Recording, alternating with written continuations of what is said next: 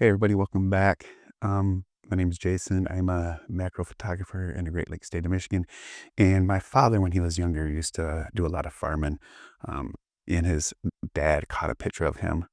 I can't really get the focus here. You'll see it in a minute. Of him on a tractor spreading manure. This picture was taken a long time ago. Long time ago. And I believe it was taken maybe on a Polaroid. I'm not too sure what my grandpa had back then, shooting during the daytime there. But my dad tried to scan it. It didn't turn out very well and asked if there's anything I could do. So I took my R6 II, took a photo of it. I'm going to bring it in Lightroom, and I'm going to show you how I edited this and show you how I sharpen it. So what we need to do is actually jump into Lightroom Classic. So let's bring that up. All right, here we are. And there's the photo right here, as you can see. And the first thing I wanted to do is I wanted to crop it. So I ended up cropping it so I could get all this wet out. I didn't want any of the white or border at all on there. I just wanted, the picture itself. So I already did that. So just let me go in and undo what I did in here. There we go. So this is what it looked like after I went in and I cropped it down a little bit and I converted it to black and white. I did do some basic editing on it, like I said. I converted it to black and white, and then I tinkered around a little bit. I did set the white balance. I kind of cooled it down a little bit to where it looked like it does in the picture. And then I also made an adjustment to detail. I lowered my sharpening. I don't like to sharpen with Lightroom. I do that in Photoshop. I did increase the noise reduction, the luminous, to about a 41 to get rid of some noise. I couldn't get rid of all, but that's what happens, when you do stuff like that. So after I got this point, I ended up exporting this into Photoshop to finish it up. So let's bring my Photoshop up. There we go. Drag it and drop it in place. Let's make sure it's in the screen actually, so you guys can actually see it. There we go. So what you do, for those of you who don't know, when it brings into Photoshop, is going to create a background layer right here. I always do a Command J. So everything I tell you, any shortcut, is going to be on a Mac. I don't own a Windows computer, so I'm sorry. So Command J created another layer, and this is the layer I work off of right here. So the first thing you notice, you got a lot of these just damage to the photograph on it, and I wanted to get rid of that. I wanted to clean it up as best as I could for him. So I created a layer and I named it Touch Up. And after I went in there and blotted all the things I wanted out, I was able to come up with this. As you can see, before and after. Got it all right here. Got some on the tires, got some down here. I don't know what the hell that's up here. But yeah. So we got that taken care of. Let's drag this down here.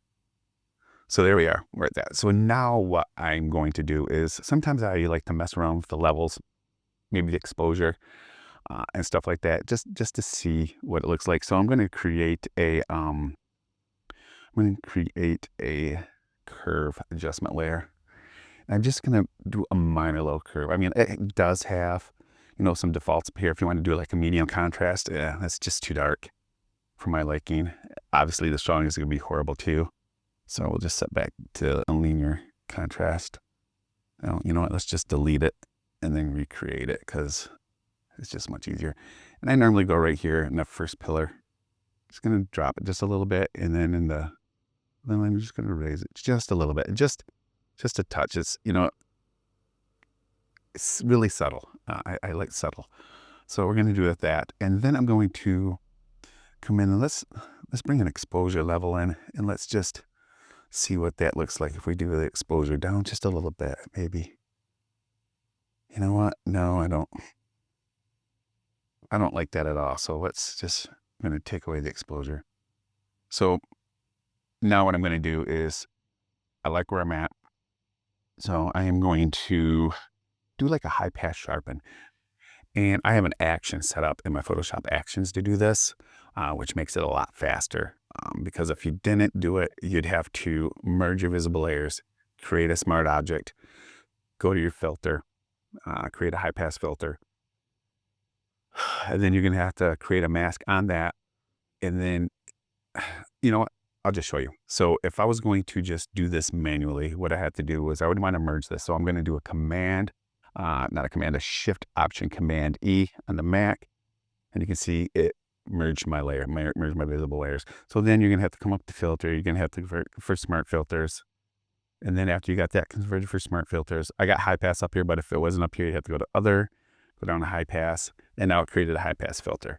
So let's just max this out. Let's just say 9, just so you can see the craziness that happens.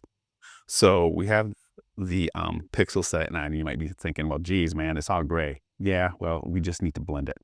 So normally when I do high pass, I'll blend it in either a linear light or a overlay, and I have my action set up for overlay. So we'll just make it an overlay. So now you can see, look at that, you know, the high pass, the high pass sharpen, it brought up more noise. It looks horrible. So that's after, and that's before, after, before, after. So normally I like to keep mine at about a 0.5 to 1, especially when I'm doing macro.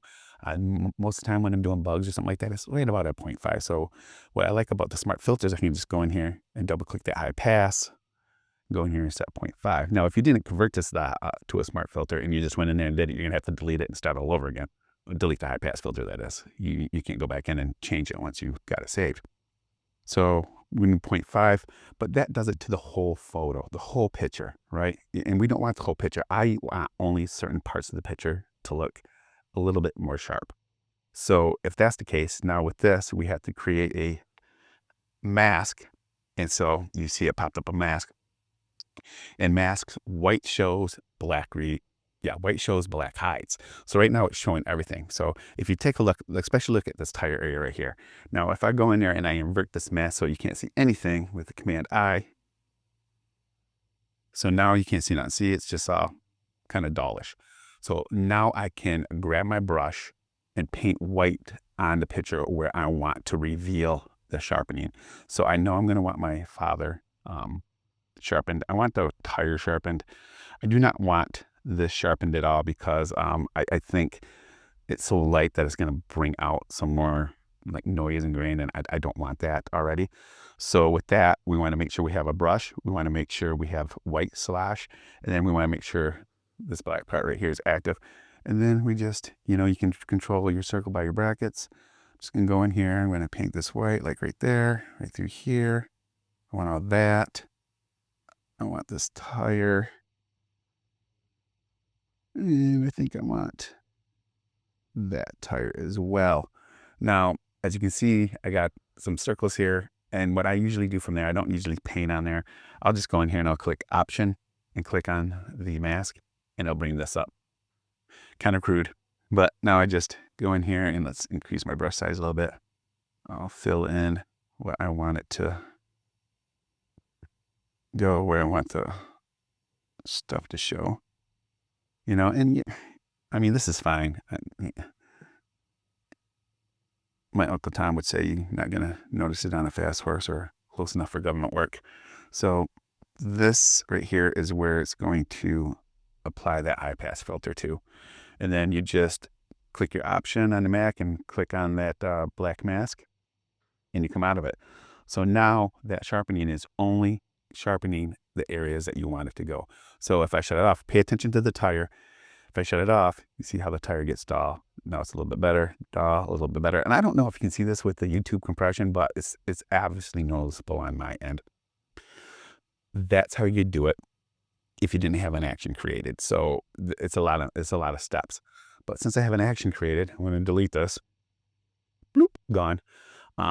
My action that I have, it's under my my macro editing, and it's called high pass sharpen. And what that's going to do is automatically going to merge the layers. It's going to automatically going to take the photo and it's going to desaturate it. It's already black and white. If it was in color, it'd desaturate it. It's going to convert it to the smart object, and then it's going to put the high pass filter on at a rate of, at a pixel of 1 strength. And then it's going to add a black mask to it. So I just come up here, I click what I want, and then hit play. Whoop, I clicked the wrong one. So let's delete that. I click the merge. Let's go to high pass sharpen there. Click play. Bam, there it is. One stop. Bam, you're done. With the exception of having the color. And that was much easier than having to do everything else. So the first thing, I already know that I don't want it at 1. I want it at 0.5. So I just double click on here, pick that, put that as a 0.5, enter. I'm done. I close that out. And now I just make sure my brush is there. And I go back to my white where I want it. And I already know that I want my father and the wheels. So we'll just do this all over again.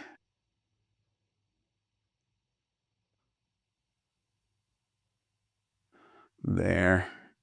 Let's option. We'll go here. I'm sorry if I'm not talking a lot. I'm just trying to get through here so this is not as long.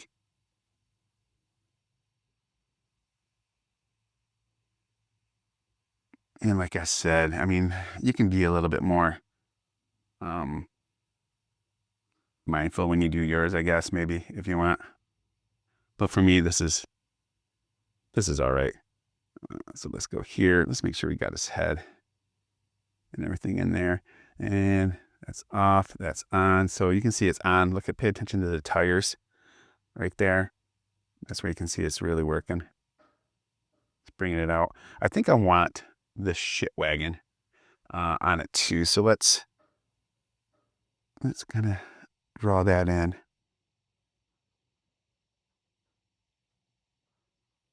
There we go. Got a crude outline of it.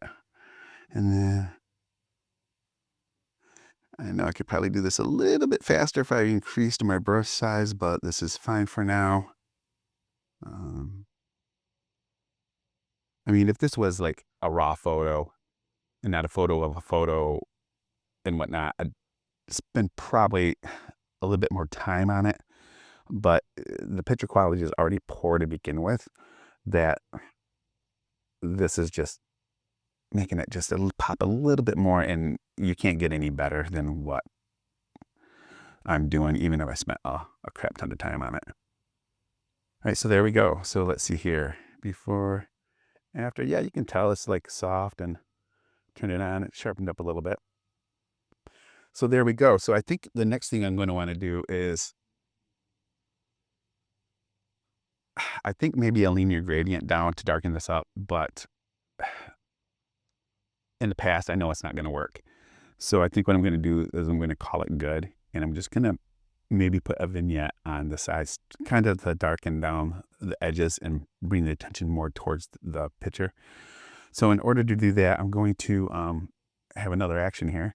I have an action that is black vignetting. And so I just click that and I hit play. And there it goes. Automatically did it. Black vignetting is going to merge the layers. It's going to open up. It's going to make it into a smart filter. It's going to open it in Camera Raw. And in Camera Raw, I have it set for, I can't remember, I think it's like plus 15 or something like that, or negative 15 for vignetting.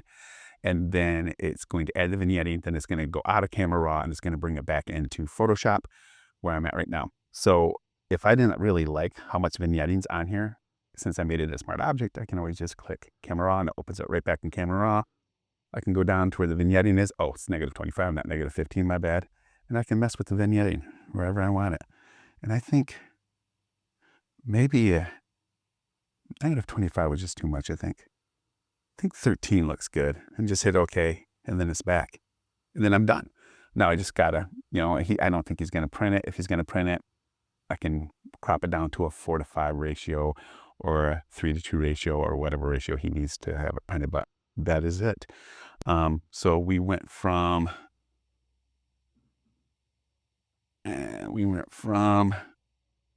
this right there to, see if we can bring up Photoshop again. We went to Photoshop. I think I dragged it right off my screen.